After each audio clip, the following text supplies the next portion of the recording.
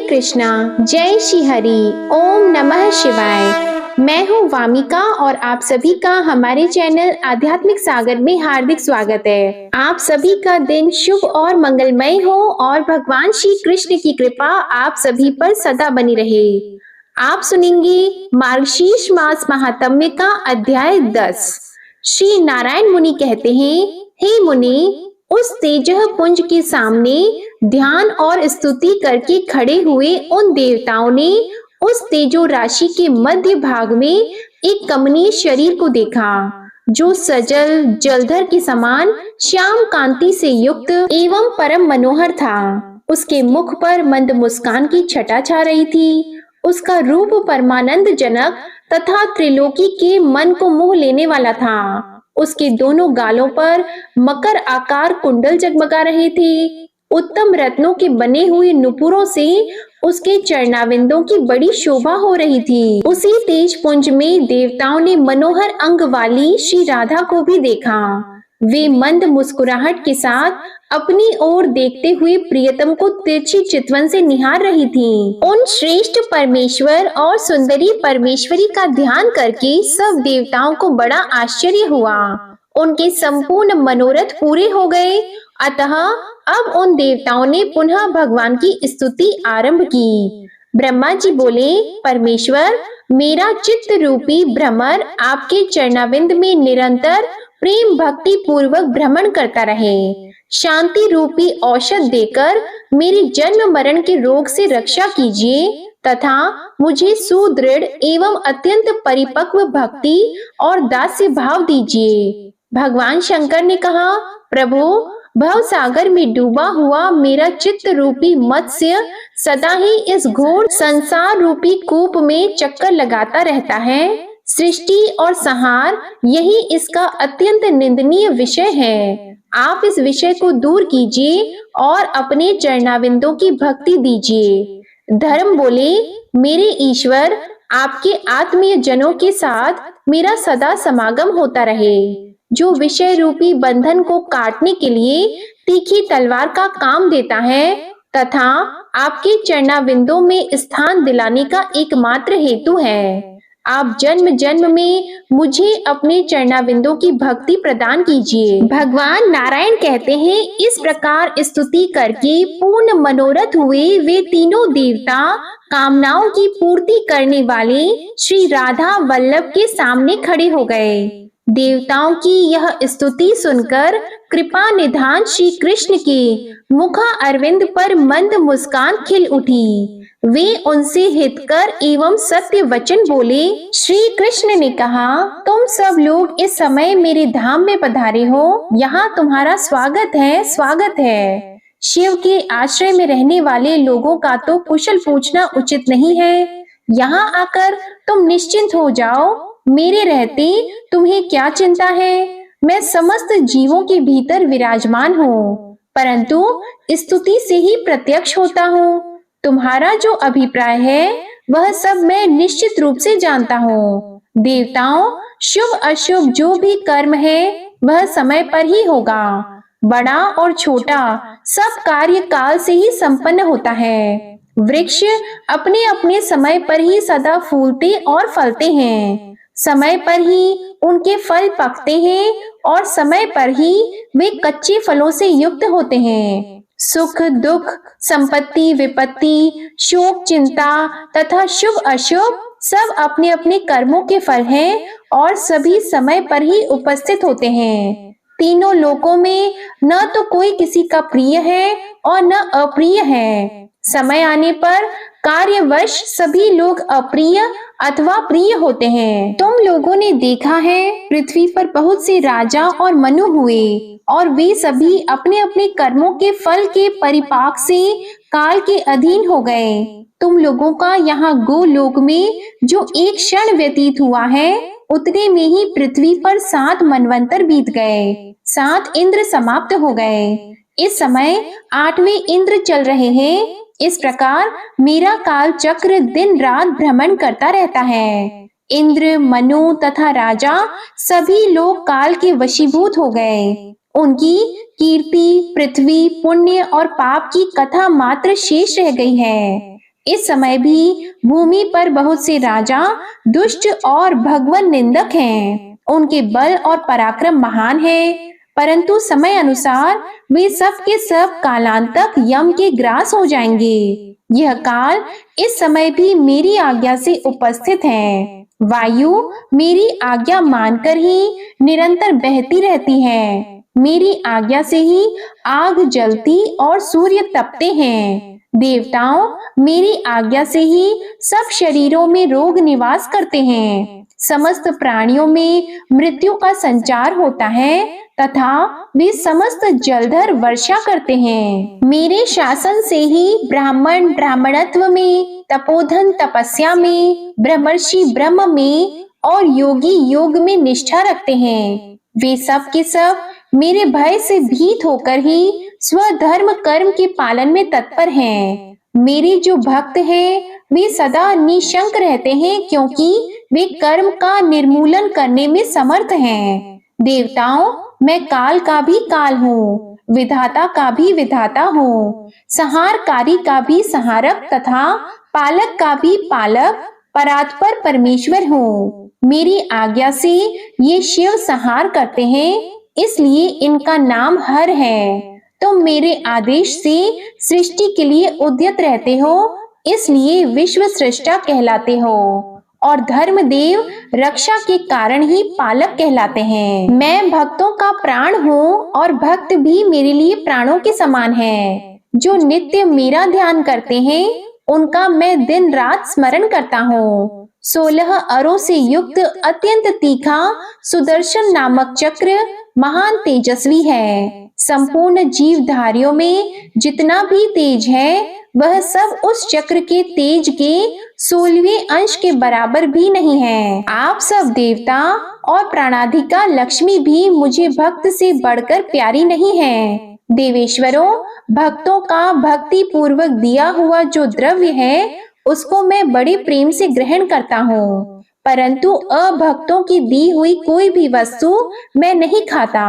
निश्चय ही उसे राजा बलि ही भोगते हैं। जो अपने स्त्री पुत्र आदि स्वजनों को त्याग कर दिन रात मुझे ही याद करते हैं, उनका स्मरण मैं भी तुम लोगों को त्याग कर अहर्निश किया करता हूँ। जो लोग भक्तों, ब्राह्मणों और गौओं से द्वेष रखते हैं, यज्ञों और देवताओं की हिंसा करते हैं, वे शीघ्र ही उसी तरह नष्ट हो जाते हैं जैसे प्रज्वलित अग्नि में तिनके। जब मैं उनका घातक बनकर उपस्थित होता हूँ तब कोई भी उनकी रक्षा नहीं कर पाता।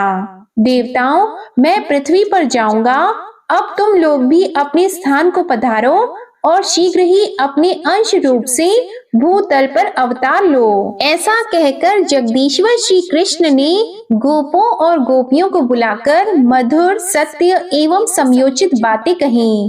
गोपों और गोपियों सुनो, तुम सबके सब नंद राय जी का जो उत्कृष्ट व्रज है वहां जाओ, उस व्रज में अवतार ग्रहण करो। राधिके तुम भी शीघ्र ही वृषभानु के घर पधारो। वृषभानु की प्यारी स्त्री बड़ी साध्वी है, उनका नाम कलावती है।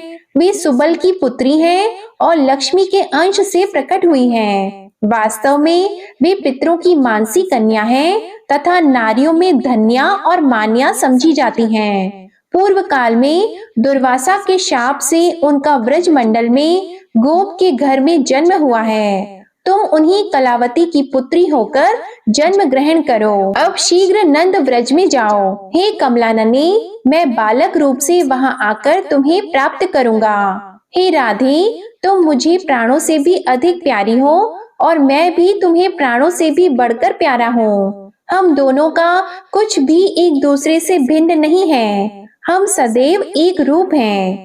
मुने यह सुनकर श्री राधा प्रेम से विह्वल होकर वहां रो पड़ी और अपने नेत्र चकोरों द्वारा श्री हरि के मुख चंद्र की सौंदर्य सुधा का पान करने लगी। गोपों और गोपियों, तुम भूतल पर श्रेष्ठ गोपों के शुभ घर घर में जन्म लो। श्री कृष्ण की यह बात पूरी होते ही वहां सब लोगों ने देखा एक उत्तम रथ वहां आ गया। वह श्रेष्ठ मणि रत्नों के सार तत्व तथा हीरक से विभूषित था।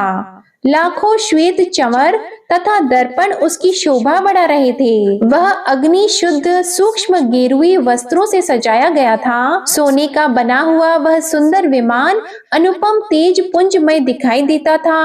उससे सैकड़ों सूर्यों के समान प्रकाश फैल रहा था तथा उस विमान पर बहुत से श्रेष्ठ पार्षद बैठे हुए थे। उस विमान में एक श्याम सुंदर कमनीय पुरुष दृष्टिगोचर हुआ, जिनके 4 हाथों में शंख, चक्र, गदा और पद्मा शोभा पा रहे थे। उन श्रेष्ठ पुरुष ने पीतांबर पहन रखा था। उनके मस्तक पर किरीट, कानों में कुंडल और वक्ष स्थल पर वनमाला शोभा दे रही थी। उनके श्री अंग चंदन, अगुरु, कस्तूरी तथा केसर के अंगराग से अलंकृत थे। 4 भुजाएं और मुस्कुराता हुआ मनोहर मुख देखने ही योग्य था। भक्तों पर अनुग्रह करने के लिए वे आकुल दिखाई देते थे। उनके वाम भाग में सुरम्य शरीर वाली शुक्ल वर्णा, मनोहरा, ज्ञान रूपा एवं विद्या की अधिष्ठात्री देवी सरस्वती जी दिखाई दी, जिनके हाथों में वेणु, वीणा और पुस्तकें थी। वे भी भक्तों पर अनुग्रह करने के लिए कातर जान पड़ती थी। उन महानारायण के दाहिने भाग में शरद काल के चंद्रमा की सी प्रभा तथा तपाए हुए सुवर्ण की भांति कांति से प्रकाशमान परम मनोहरा और रमणीय देवी लक्ष्मी दृष्टि गोचर हुई, जिनके मुखारविंद पर मंद मुस्कान खेल रही थी। वे अपनी ओर देखने वाले नारायण देव को तिरछी चितवन से निहार रही थी। पत्नियों और पार्षदों के साथ शीघ्र ही विमान से उतरकर वे नारायण देव गोप गोपियों से भरी हुई उस रमणीय सभा में जा पहुंचे। उन्हें देखते ही ब्रह्मा आदि देवता, गोप और गोपी सब के सब आनंद उठकर खड़े हो गए। सबके हाथ जुड़े हुए थे। देवर्षि गण साम वेदोक्त स्तोत्र द्वारा उनकी स्तुति करने लगे। उनकी स्तुति समाप्त होने पर नारायण देव आगे जाकर श्री कृष्ण विग्रह में विलीन हो गए। यह परम आश्चर्य की बात देखकर सबको बड़ा विस्मय हुआ। इसी समय वहां एक दूसरा सुवर्णमय रथ आ पहुंचा। उससे जगत का पालन करने वाले त्रिलोकीनाथ विष्णु स्वयं उतरकर उस सभा में आए। उनके 4 भुजाएं थीं। वनमाला से विभूषित, पीतांबरधारी, संपूर्ण अलंकारों की शोभा से संपन्न तथा करोड़ों सूर्यों के समान प्रकाशमान श्रीमान विष्णु बड़े मनोहर दिखाई देते थे। वे मंद मंद मुस्कुरा रहे थे। मुनि उन्हें देखते ही सब लोग उठकर खड़े हो गए। सबने प्रणाम करके उनका स्तवन किया। इसके बाद वे भी वहीं श्री राधिका वल्लभ श्री कृष्ण के शरीर में लीन हो गए। श्वेत द्वीप निवासी श्री विष्णु के श्री कृष्ण विग्रह में विलीन हो जाने के बाद वहां तुरंत ही शुद्ध स्फटिक मणि के समान गौरव वर्ण वाले संकर्षण नामक पुरुष पधारे। वे बड़ी उतावली में थे। उनके सहस्त्रों मस्तक थे तथा वे 100 सूर्यों के समान दैदीप्यमान हो रहे थे। उनको आया देख सबने उन विष्णु स्वरूप संकर्षण का स्तवन किया।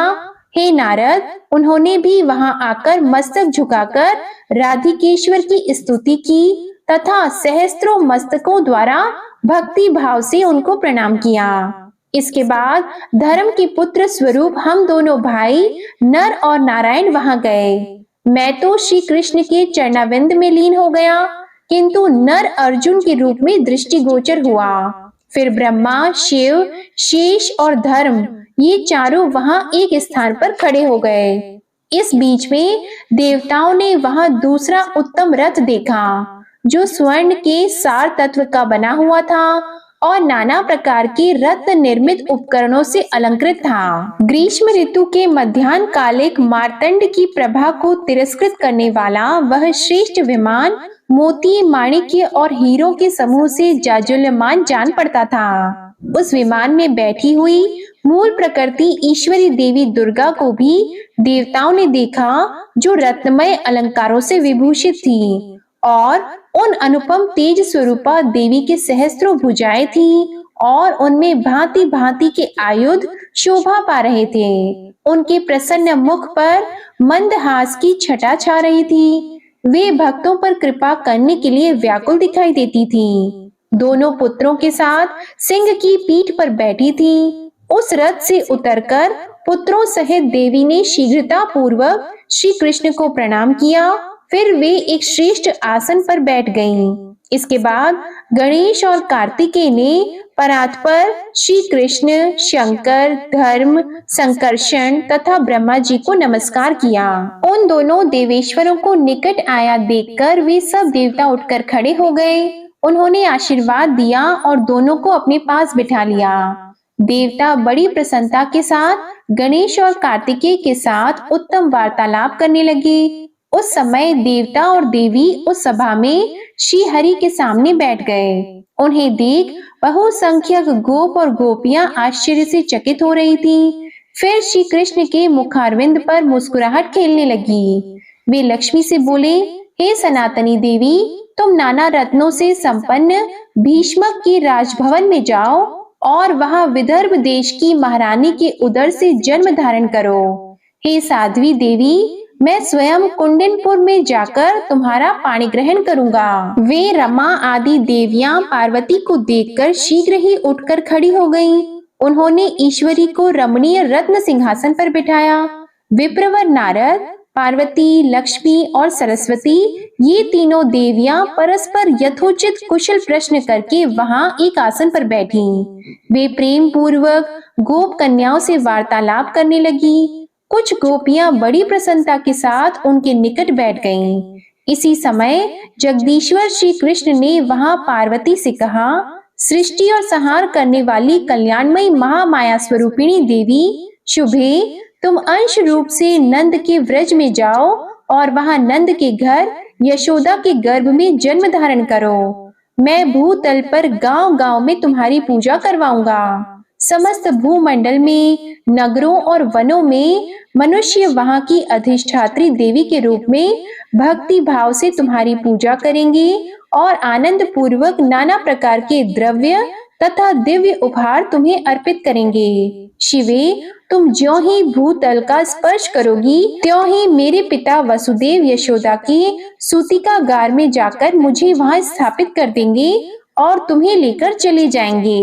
कंस का साक्षात्कार होने मात्र से तुम पुनः शिव के समीप चली जाओगी और मैं भूतल पर भार उतारकर अपने धाम में आ जाऊंगा। ऐसा कहकर तुरंत ही 6 मुख वाले स्कंद से श्री कृष्ण बोले, वत्स सुरेश्वर, तुम अंश रूप से भूतल पर जाओ और जाम्बवती के गर्भ से जन्म ग्रहण करो। सब देवता अपने अंश से पृथ्वी पर जाएं और जन्म लें। मैं निश्चय ही पृथ्वी का भार हरण करूंगा। हे नारद, ऐसा कहकर राधिका नाथ श्रेष्ठ सिंहासन पर बैठे। फिर देवता, देवियां, गोप और गोपियां भी बैठ गईं। इसी बीच में ब्रह्मा जी श्री हरि के सामने उठकर खड़े हो गए और हाथ जोड़कर विनय पूर्वक उन जगदीश्वर से बोले। ब्रह्मा जी ने कहा, प्रभु, इस सेवक के निवेदन पर ध्यान दीजिए। महाभाग, आज्ञा कीजिए कि भूतल पर किसके लिए कहाँ स्थान होगा।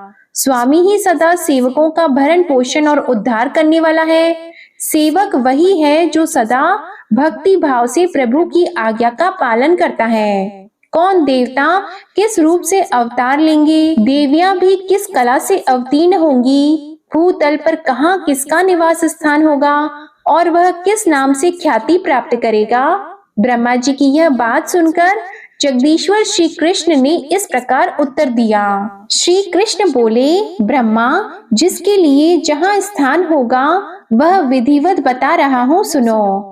कामदेव रुक्मणी के पुत्र होंगे तथा शंबरासुर के घर में जो छाया रूप से स्थित है वह सती मायावती के नाम से प्रसिद्ध रति उनकी पत्नी होगी। तुम उन्हीं रुक्मणी नंदन प्रद्युमन के पुत्र होगे और तुम्हारा नाम अनिरुद्ध होगा। भारती शोणितपुर में जाकर बाणासुर की पुत्री होगी। जगदीश्वर अनंत देवकी के गर्भ से आकृष्ट होकर रोहिणी के गर्भ में जन्म लेंगे। माया द्वारा उस गर्भ का संकर्षण होने से उनका नाम संकर्षण होगा। सूर्य तनया यमुना गंगा के अंश के साथ भूतल पर कालिंदी नाम वाली पटरानी होंगी। तुलसी आधे अंश से राजकन्या लक्ष्मणा के रूप में अवतीर्ण होगी। वेद माता सावित्री नग्नजित की पुत्री सती सत्या के नाम से प्रसिद्ध होंगी। वसुधा सत्यभामा और देवी सरस्वती शैव्या होंगी। रोहिणी राजकन्या मित्रविंदा होंगी। सूर्य पत्नी संज्ञा अपनी कला से जगत गुरु की पत्नी रत्नमाला होंगी। स्वाहा एक अंश से सुशीला के रूप में अवतीर्ण होंगी और ये रुक्मणी आदि 9 स्त्रियां होंगी। अगले अध्याय में आप जानेंगे कि किस प्रकार भगवान श्री कृष्ण ने अन्य देवताओं को अलग अलग रूप धारण करने को कहा। अब आप सुनिए श्री कृष्ण चालीसा पाठ।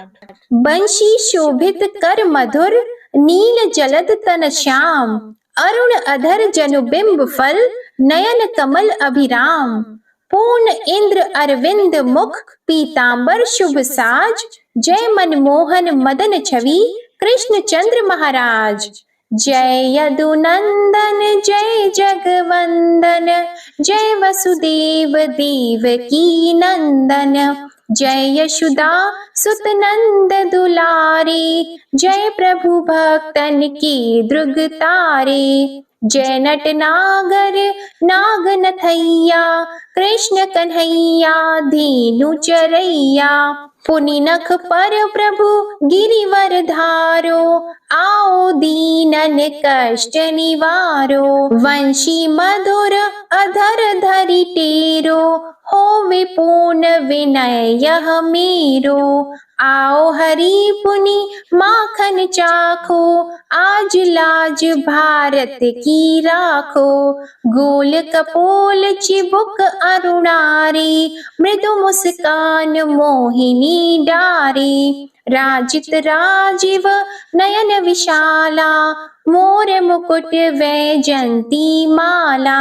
कुंडल श्रवण पीत पट आछी, कटी किंकिणी काचनि काछी। नील जलज सुंदर तनु सोहे, छबि लखी सुर नर मुनि मन मोहे। मस्तक तिलक अलक घुंघराले, आओ कृष्ण बांसुरी वाले। करि पय पान पुत नहीं तारियो, अका बका का गासुर मारियो। मधुवन जलत अगिन तब ज्वाला, भय शीतल लखतहि नंद लाला। सुरपति जब ब्रज चढ़्यो साई, मूसर धार वारी वर्षाई। लगत लगत व्रज चहन बहायो, गोवर्धन नख धारी बचायो। लखी यशोदा मन भ्रम अधिकाई, मुख मंद 14 भुवन दिखाई। दुष्ट कंस अति उधम मचायो, कोटि कमल जब फूल मंगायो। नाथी कली यहीं तब तुम लीन है, चरण चिन्ह दे निर्भय कीन है। करि गोपिन संग रास विलासा, सबकी पूर्ण करि अभिलाषा। केतिक महा असुर संहार्यो, कंस ही केस पकड़ी दे मारियो। मात पिता की बंदी छुड़ाई, उग्रसेन कह राज दिलाई। महिषी मृतक छहो सुत लायो, मातु देव की शोक मिटायो। भौमासुर मुर दैत्य सहारी, लाए 68 सहस कुमारी। देवी मही तृण चीर सहारा, जरा सिंधु राक्षस कहि मारा। असुर बकासुर आदिक मारियो, भक्तन के तब कष्ट निवार्यो। दीन सुदामा की दुख टारियो, तंदुल 3 मूठ मुख डारियो। श्री कृष्ण चालीसा समाप्त होती है। प्रेम से बोलिए भगवान श्री कृष्ण की जय।